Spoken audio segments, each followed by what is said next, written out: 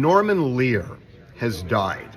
Um, I want to talk about this for a minute because Norman Lear shaped a lot of my life. When I was 17 years old, All in the Family came out.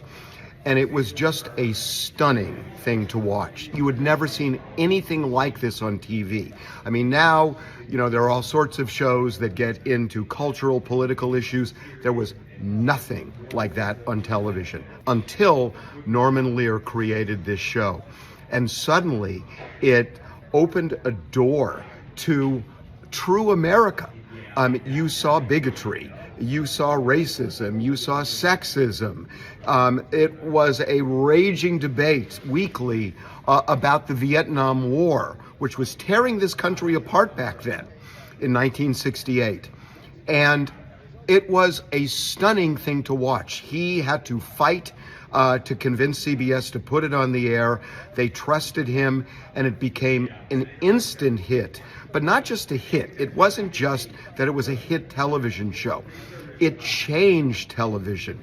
It opened a discussion about culture, about politics, that people had not had before. You watched an American family grapple with issues that you had never seen publicly before. When everybody was growing up, when you were watching I Love Lucy and all these other shows, that wasn't real. It wasn't the way people lived. This was a more real look at what was really going on in America. And it wasn't just All in the Family. He created a character named George Jefferson.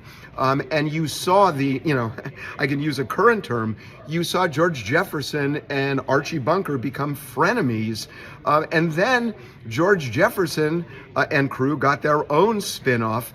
And you saw prejudice in George Jefferson too. So it wasn't just a one-note thing where he was trying to show that Archie Bunker was a bigot.